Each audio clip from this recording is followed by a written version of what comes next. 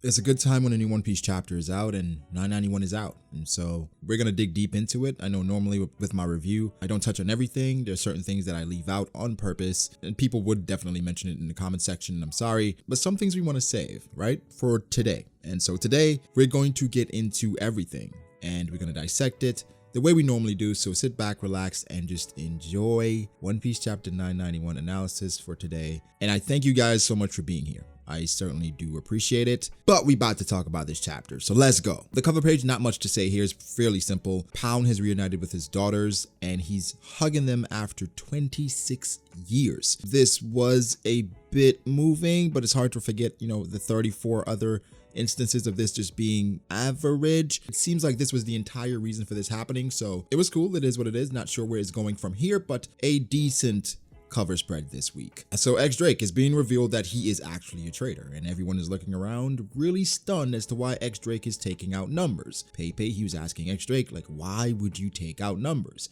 And now we see a very interesting flashback with X Drake and Kobe. Now, in this flashback, I was very intrigued because not only is Kobe talking about Luffy and the things that Luffy brings to the table, he's talking to X Drake about it in person. Now, the sequence of events, we're not sure exactly, but this is Kobe. Apparently, he's already a captain. I would presume this is before X Drake went to the New World, or either X Drake leaves Kaido's or leaves Wano frequently or from time to time, because he's actually meeting with Kobe at this point. Where are they? We're not sure, but I thought that would be risky for him to meet with an actual Marine or be in a Marine base, but they met. I would be interested to know exactly when they met. Now, about what they spoke about, so I'm spitballing here, and this may be a bit hyperbolic, but the last person to somehow discern this about Luffy was Mihawk. And Mihawk, one of the things about him that's been revealed in data books or just interviews is that his epithets and just his entire character is related to clairvoyance. So observation haki, and him being Hawkeye's Mihawk, he's very perceptive, and he was perceptive enough to just that brief interaction with Luffy realize exactly what his true power is. Now, Kobe did not go so far as to say that Luffy has this special power to attract people to him, or rather that's his most fearsome power. He's letting X Drake know how Luffy operates. If you're his friend, he's very close, but if you're an enemy, he feels like he's out of reach. He has the ability to attract people to him. Something that was awakened at Marineford was Kobe's observation haki. Now, I'm not trying to say that Kobe's observation haki is on the level of Mihawk, but this is something that was really intriguing to me, that the next person to say this about Luffy would be Kobe. Now, there's been a ton of speculation in regards to Kobe and his future, especially relative to Luffy. And I don't know, so far, so good. Very perceptive, and I really can't wait to see what happens with him and Boa Hancock, because I know people are rooting for Hancock, and I personally am too, because I don't want her to be defeated, because the outcome of her being captured would be devastating. But man, more and more we see Kobe, more and more I actually like him, so we'll see. Now for X Drake, he's asking Luffy to let him fight beside him. Luffy says, well, I know who you are. Do you really want to take down Kaido? He says, yes, I have a goal. It aligns with yours, but I cannot tell you the reason. In the midst of this, Zoro instantly attacks Luffy and said, shut up. I don't want to hear anything. We're not playing these games. Luffy, this is the man who bent his knee to Kaido just like Hawkins. There's been some rumblings that this is Zoro being insubordinate and not listening to Luffy and fighting and talking out of turn. Shut up. Makes no sense. Just shut up. Now moving on. X Drake goes on to say that he's been driven out of his position, and therefore he's decided to come on this side of the alliance. Now these Straw Hats are saying, hey, we cannot trust this guy. In the midst of this, it is very sketchy because you're choosing to do this right now, which makes a lot of sense. This guy was on the other side. Now he's gotten kicked out. He wants to fight with us. Very intriguing. So I had a whole tangent about honor. Well, not really a tangent because it was on topic. A quick soliloquy about honor, especially in regards to Jinbei. And I realized that this is not that important. Jinbei is correct, so I'm not going to get as deep as I did even in my discussion about the chapter, because there is honor among pirates. Even on Whitebeard's crew, there was honor. There was supposed to be honor, at least. You don't kill a crewmate. That was the one and solid rule of the crew that Blackbeard obviously broke, and he took what he felt like was his. So for Jinbei, he's a very honorable person. I do stand firm in my belief that he did some dishonorable things. However, the circumstances were completely different. I don't mean to say that they're the same, because they are not. The situation with Capone and X Drake, it is different, relative but different. Jinbei and Big Mom, similar but different, so many moving factors. I did say Jinbei was dishonorable because he did betray Big Mom by freeing Luffy and Nami while also telling his crew to secretly leave the island because he was going to betray Big Mom. But this is also after Jinbei tried to leave the crew and Big Mom presented options that he really couldn't overcome. So at this point, he had no choice but to betray her. At the end of the day, it was, I guess, technically betrayal, but he was at his wit's end. And when Big Mom showed up, he told her he was officially leaving her crew and presented the sake cup and called her a mere Yonko. So different circumstances. Jinbei is honorable and he is absolutely 100% correct. There is such a thing as honor even in the pirate world. However, honor is subjective here because we can go back to Kaido and Oden, or we can go to Luffy and Katakuri, in which honor, it's a weird thing because for Luffy, I think he wants to win. I don't think it matters if it's honorable or not. And I think honor matters in certain circumstances. Of course, that situation is different, but long story short, honor is important. I didn't mean to downplay that in my last discussion because Jinbei is truly an honorable man. I truly believe that. It's just different circumstance. I think the main difference here that I've realized is that X-Drake is trying to join this alliance in the midst of battle, while Capone and Jinbei kind of work these things out beforehand because then you are sure that your views aligned and that your goals aligned. For X-Drake, you have no idea what he's chasing. And something here with Luffy and Zoro that we have to kind of just clear up really quickly. They have a unique balance that I think is imperative. Zoro has been very perceptive from the start of the story, where he can realize things typically before a lot of people do. We can reference Whiskey Peak, and where Zoro figured something was up and then he took matters into his own hands. In this situation, we know what's going on. X-Drake is officially a Marine, but for Zoro, he realizes it. Now, the reason why I say it's a great dynamic is because not only Luffy is too trusting, Zoro sometimes may be too cynical, but normally he is correct, and he is protecting his captain. And I think X-Drake approaching Luffy as casually as he is could be viewed as disrespectful, especially by the commanders of this crew, which, you know, we view him as Zoro, Jinbei, Sanji. So in essence, they're just protecting their captain. And for Zoro, this may be a slight awakening, not in regards to Devil Fruits, but awakening in regards to position. We've always talked about Zoro and hints of him being a vice captain. This is absolutely something a vice captain should do. And the crazy part about Zoro, as perceptive as he is, he's terrible with directions. So for Oda, he's going to throw a gag in every now and again. But while this has some serious undertones, it's mostly, I think, a gag with him disagreeing with Luffy, because Luffy said it's fine, he's an ally, and you can just look at the page and you just see their reaction to Luffy's suggestion saying, yo, it's fine, don't worry about it. It made me feel like when Law allied with Luffy, where it's like, what are you talking about? This is not one that we recommend. And I think it's great because last time Luffy listened to Jinbei, this time he really isn't, and Luffy isn't obligated to listen to Jinbei.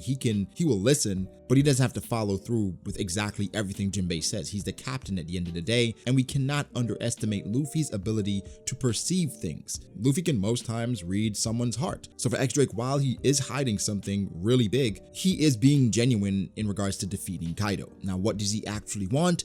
That remains to be seen. Also want to say really quickly in regards to panels in this video, they may be a bit more limited than usual just because it's a very trying time. Things are happening behind the scenes, and as a YouTube content creator, we have to be a bit more careful so that we can keep our channels and continue bringing you the One Piece greatness every single week, except for when we're on break. I also mentioned the dynamic amongst the Straw Hats in regards to Jinbei, Zoro, Sanji. Much ado about nothing. I don't think it's that deep, but I think it's something that has to change and is changing for the better. Because Luffy at this point, he's forming a crew around him or individuals around him that can support him in every single situation. The experience of Jinbei, the tenacity of Zoro, and the smarts of Sanji complement Luffy so well because Luffy, at the end of the day, is a very naive kid, right? He is growing more and more each day, but he doesn't know much. He believes what he believes, and I think that's why a lot of people love him, because he's so genuine, but he's almost a blank canvas and he looks at everybody the same way. You show Luffy who you are, and then he will react and respond accordingly. So, you know, the dynamic, while I do think it's changing for the better, overall, not much will change in regards to the functions of the Straw Hats. Luffy and Nami versus Ulti in page 1. I'm not hating that at all. I think it'd be a very funny fight, just heavily filled with gags. Usopp and Nami together, I think they're comedy gold in this chapter as well. You saw Usopp hiding behind Nami and Nami's actions not reflecting what she was saying. Literally peak One Piece comedy, so we'll see more of this, and I'm interested to see how this plays out. And again, going back to the roles of the crew, Sanji's the one telling Usopp to protect Nami. Then he's trying to tell Luffy, hey, we need to hurry and get to Kinemon and the others. right? Just keeping Luffy on task. Again, going back to the people around him being great support figures, because Luffy in general can be distracted easily. I'm not saying this is future sight, but Luffy's telling Sanji to cover his ears. We didn't see any indication of something happening, but he said cover your ears. Maybe he just saw Apu and said, hey, just cover your ears, right? So they did it, and then Apu used, his sound attack, and it didn't affect them because they were covering their ears. Now, I gotta say, I'm really disappointed that this is all Apu can do. I'm sure he can do a bit more, but it seems like he is truly nerfed when you cover your ears, which Sanji is a perfect character to fight him, because guess what? Sanji does not use his hands to fight. Not saying this is Sanji's fight in the arc, because I think Usopp at this point is not that relevant of a character for Sanji to fight. But a very cool thing if Sanji did fight him, because hands aren't necessary for him to get his ass whooped. In this instance, at least. Apu is kind of weird this chapter because it looks like he was trying to hype up the numbers by saying they destroyed towns, etc. As far as the reason why they were doing that, I talked about it, like we're not sure, but they were destroying a lot of towns for a reason. Apu is somewhat crying here, saying you were beaten to a pulp because you were wasted. It's so weird. I don't know. Apu is just a weird character in general. But this chapter did tell us something about Frankie, not only Frankie, the numbers. Frankie is leading the numbers out of the dome because apparently, they cannot rampage where they are. So Frankie's leading them out of the dome. They're saying Frankie could fight Sasaki because he's heading that way. But before that, it seems like the numbers are childlike, right? Even though they're big monsters, they're very childlike, where they're really interested into General Frankie, looking at him like a toy. So when we go back to Punk Hazard and the gigantification experiments, they were literally children that they were trying to gigantify, right? That should be a thing. These are successful, quote unquote, experiments, but they have a childlike mentality. So while they are fearsome creatures, they are very childlike, very easily distracted, and that obviously is a major weakness. They sometimes remind you of Big Mom, right? Huge monsters, but they're very childlike in just decision making and overall actions. So we'll see what comes from that. After I saw Jack was defeated, and we'll get to Jack in a bit, I was wondering when was Jack going to use his chemical weapons, right? And because that's what he used versus the minks when they weren't as powered up. Now they're powered up like Power Rangers. You need to use something else to beat their ass or they're gonna wash you. And that is what they did. So in this instance, Queen shows up and he's firing some bullets. I'm 100%, okay, not 100%. I am probably 50-50 on playgrounds and sea stone bullets. Now people are saying, what were you saying? Playgrounds? Like, why would Queen be firing playgrounds? Like, people play, what are you talking about? I was saying plague rounds, the things that were used in udon, plague rounds. That's what I think these things are, okay? Not saying this is setting up Zoro versus Queen, but it's really interesting that Sanji's going ahead with Luffy. I do think King appears at some point to stop them from going that way. It would be a cool twist if Zoro does fight Queen and Sanji does fight King. Some people would not like that. It wouldn't, match their agenda and stuff, but it would be a real cool twist, not gonna lie. Now, Jack. There's been a referendum out on Jack for a while that he is trash. He lost his tusk, he lost to the minks. Jack is an absolute failure, and I'm here to tell you that you are wrong. Jack is not a failure. He is a very, very bad fuck up, but he is not a failure.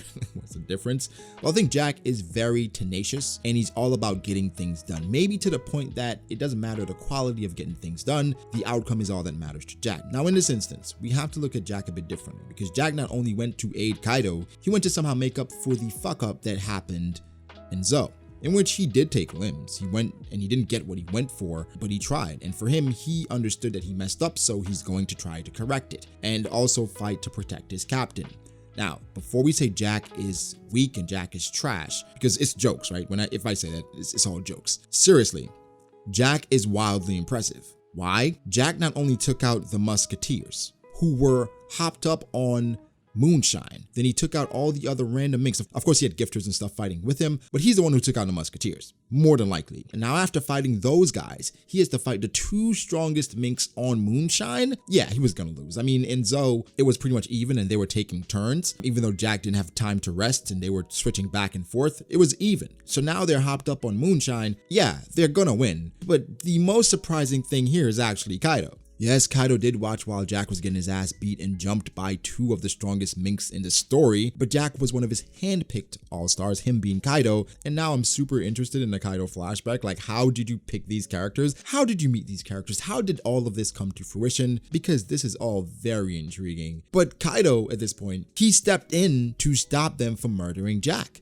Which for Kaido, it didn't seem like he would care about his crew in that way. Like, yo, if you're strong, you're strong. If you're weak, you deserve to die. That's the impression you got from Kaido. Kaido even told them, don't worry about it. They're just really, really strong. Just go tend to your wounds and come back because you did a lot. And we see some other minks, they're decimated. So Jack did his job. He did a lot of work, but Neko and Inu, they're just too strong. Now we can say something about this being off-screened, which a lot of people have been complaining about. The anime. That's all I gotta say. The anime will fill in the gaps. Call it a problem or not, that's what it is right now. Kinemon and Kaido. Now, while this may be viewed as ridiculous based on where you have Kaido and where you have Kinemon, this has been set up for a while. Kinemon can cut fire. Now, granted, I wasn't sure if Kaido's blast breath was like a laser or a hyper beam or whatever. Obviously, it would have some fire attributes, right? He's a dragon breathing, so it more than likely would be fire. So Kinemon cutting it here, mildly surprising, but expected. In a way, Foxfire style flame slice, very cool stuff. Kinemon has been showing out this entire arc, and especially in Onigashima, so this was great. This is really, really great. Now, this really doesn't mean much. I mean, I think they still get decimated. Kaido is just,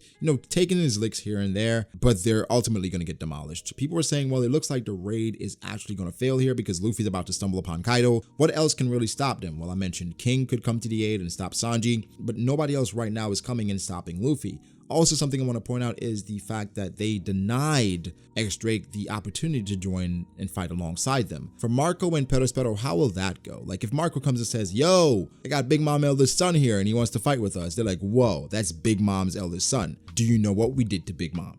So many moving parts, a very jam-packed chapter. Guys, give me your thoughts. How do you feel about it? How do you feel about Kaido versus Kinemon? How do you feel about Zoro versus X-Drake? What do you think about Luffy and Zoro, a possible confrontation upcoming? I don't know. Like, people have been saying that as well. There's a lot of comments about that. No. Well, I'm asking you, but I'm saying no. I don't think that's gonna happen. I think it's just Zoro being a vice captain and stepping up, and Luffy being Luffy, just saying, hey, don't worry about it. Even if he fucks up, I can just beat his ass anyway. That's just Luffy being Luffy. So give me your thoughts, guys. Make sure to like the video and subscribe to the channel for more content like this. Follow me on Twitter at BrogODace. Follow me on Instagram, brogd.ace. Thank you to my patrons. I appreciate you guys so much. Make sure again to like and subscribe, and I'll catch you in the next one. Peace.